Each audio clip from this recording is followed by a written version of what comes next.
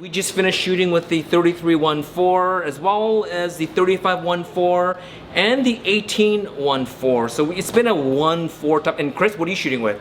I'm shooting with a 15 to 35 2.8. 2.8? Oh, 2.8. It's so amateur.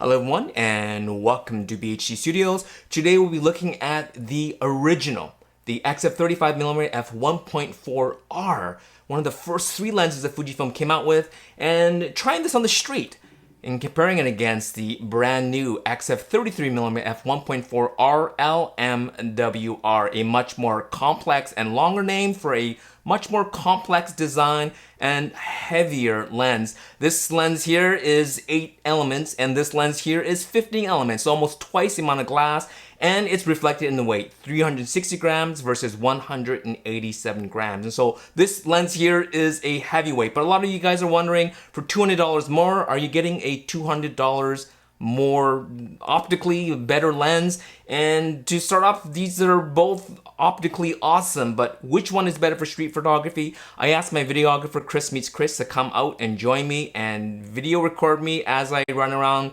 Gastown and Chinatown, and Chris and I always have a great time. So thanks Chris for coming out, and let's start the video now. Stand tall, we're gonna see I'll tell you if you're gonna get killed or not. Okay, I mean, you can't really see much, but... Lights gonna change. This says don't walk. Okay. Still good, still good.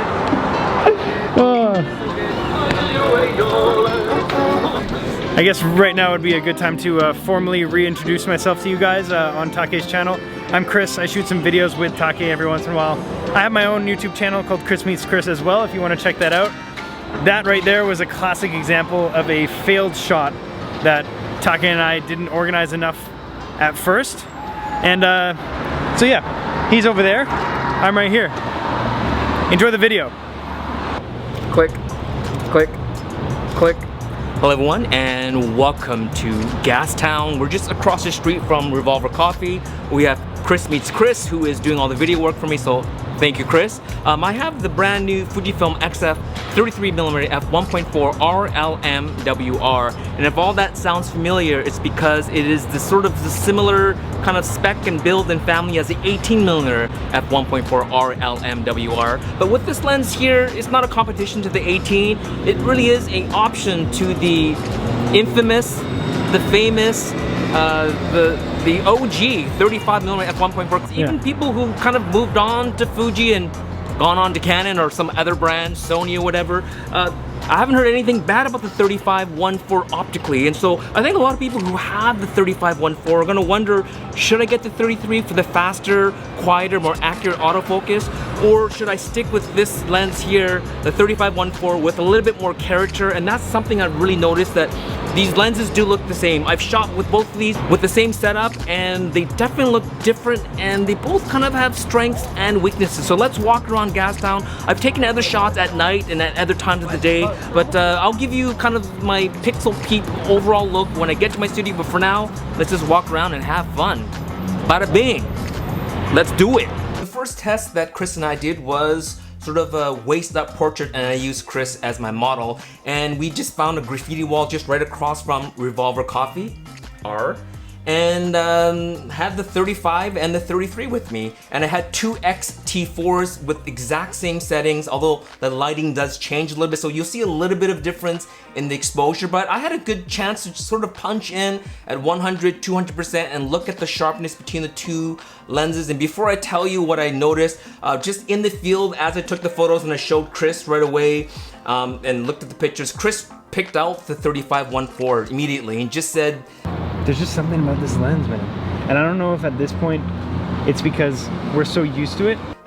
You know, he just had a little bit more character. He couldn't really pinpoint it, but he just liked the look. And I have to admit that, you know, looking at the back of the screen, I also did prefer the 35-1.4, and I don't know if it's a slightly tighter crop, but I don't think it was that. It was something else about the overall look. And I was using classic neg, which is a very stylized film simulation. And so in my test, on my computer shooting raw. I did use Provia, so it doesn't change the contrast too much, and you get a pretty good look at what the images are. And so what I did find is that when I punched in the sharpness between these two lenses in the center, because I'm shooting at f1.4, are very similar, same sharpness. But what I did notice is that the 33-1.4 did have better micro contrast over the older 35-1.4, which is not a big deal because that's just a matter of just tweaking a little bit in your computer, either tweaking, using your contrast, using your clarity, just to add a little bit more punch to your images. So to me, that's not a big deal. And considering again how complex the lens design of the 33-1.4 is compared to the 35-1.4, and comparing how much extra weight you have to carry with this lens compared to this, shooting portraits, your subject isn't moving around too much, you have the latest greatest bodies, there was almost no difference to me. So in terms of portrait photography, there is no real clear winner. 33-1.4 optically is better, and when shooting in Provia, it was really hard to tell when you pull back out again. It just kind of came down to which lens worked better with which film simulation.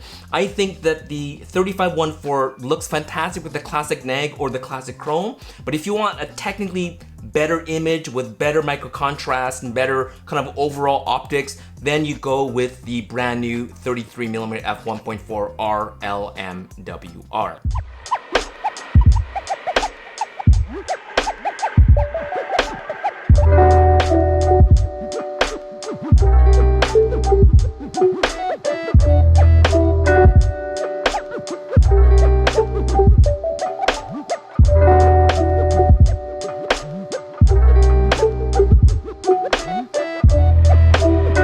As well as you saw me walking through Chinatown and Gastown, I was sort of taking pictures of buildings, and what I was testing was for chromatic aberration. Often you can see sort of where, dark lines and bright lines kind of match up, and there's kind of like pattern things. You can sort of see purple fringing, green fringing, and I did notice with the 35-1.4 wide open, you definitely get purple fringing. You could see it. I'll post the picture in here.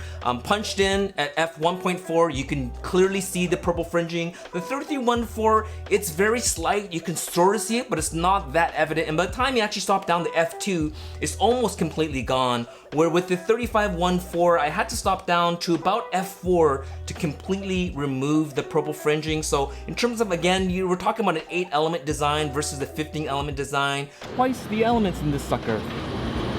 It does seem more technically perfect, right?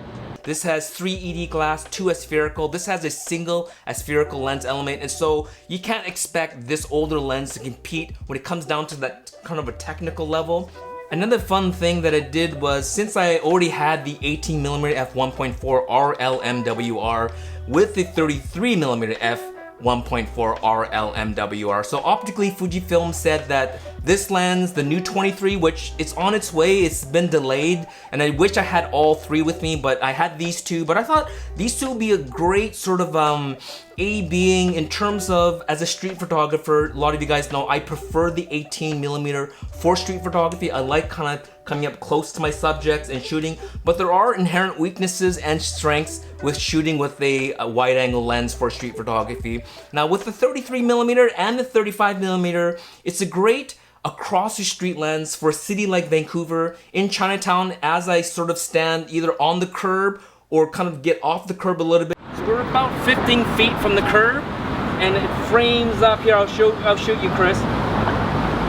It frames up really nice. You can get some pretty darn good shots of the action on the sidewalk across the street with the 33 or the 35. With the 18, I had to basically, you're on the curb of the side that you're shooting, and then you gotta kind of walk back about 4 or 5 feet to where the cars are parked, and that's the perfect distance to shoot with a lens like this. And so basically, if there's 2 parked cars, standing between 2 parked cars with the 18, people typically don't see you, especially when it's busy, and by the time they see you, you've already got your shot. And so that's sort of where you kind of stand, and that's where I like standing in general. The 35 and the 33, you have to be kind of across the street, or another test I did was shooting diagonal. I think that this is a great lens, maybe about 5 or 6 feet back from the corner of the curb, and then shooting diagonal across the street depending on how big the intersection is. And so these are the intersections in Gastown, in Chinatown, and those kind of shots worked out well for the 35 and 33.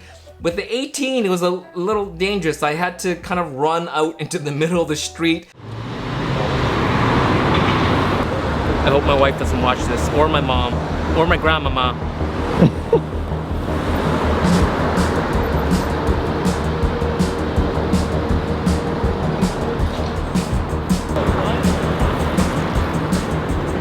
No, you're maybe. All right. I think you're good.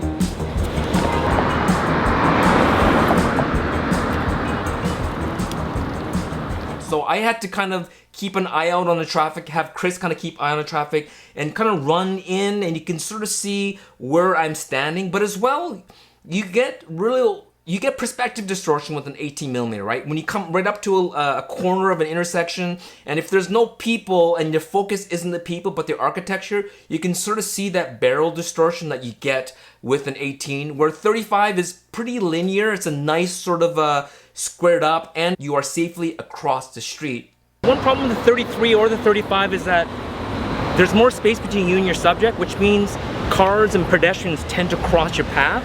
With the 18, because you're closer, yeah, you gotta be closer to your subject, but also you're close enough where nothing comes between you and your subject. With an 18, because you are getting closer, there's fewer things to come across between you and your subject. Sometimes people even see you, they kind of walk around behind you because I'm reasonably close to my subject. So though there is inherent weaknesses to shooting with an 18, very dangerous to try to shoot across the street. With a 33 or 35, you are much further away, so oftentimes I did have to back up to get certain shots because everything just seemed much closer, right? So you gotta go back up, and when you back up, then again, people can kind of, sometimes they don't even see that you're photographing, and they kind of cross your path. And so again, inherent weaknesses, to sort of half that, you would get the 23. And when I get that in, I will test that. 18, 23, and 33 for street photography. And I think for a lot of people, the 23 is that sweet spot. Overall, had fun with both of these lenses. It's just a very different style of photography. And if you like to shoot from across the street, this is a awesome lens. If you want to get really up close to your subject, be like me and shoot with the 18 f1.4.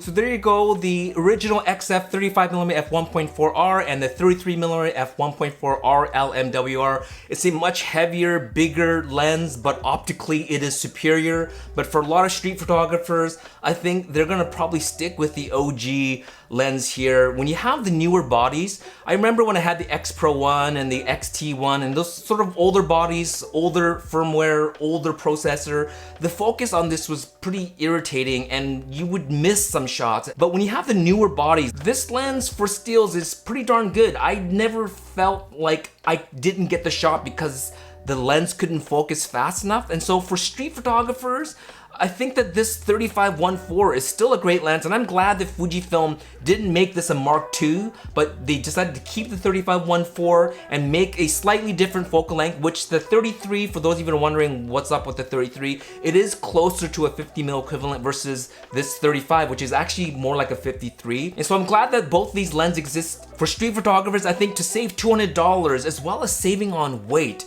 I think that's kind of a big deal, as well as size. You can see how much bigger and bulkier this feels when you're out and about. When you have it on a lighter body like an X Pro 3 or even an XE4, an XS10 or XT30, I think you'll love this combination here. So again, thank you so much, Chris, for helping me shoot. Every time I go out with him, always fun. Even a sneakerhead, Mario, he was driving past us and he yelled and said, "Hey, are you guys vloggers or are you guys YouTubers?" And he actually even parked his car and he came out and talked to us. And so we had a lot of fun. Chris, thank you so much. Go check out Chris's YouTube channel, Chris Meets Chris. Sometimes we intersect, but lately Chris has been too cool for school with his one-wheeler. He's busy here getting ready for Revolver Coffee to open back up again. They've been doing alley side service for the past 18 months, Chris? Or so? Yeah, since the beginning. Since the beginning of the pandemic. By the time this video comes out, it should be open unless something dramatic happens. Thank you so much for watching, and we'll talk to you soon. Happy shooting.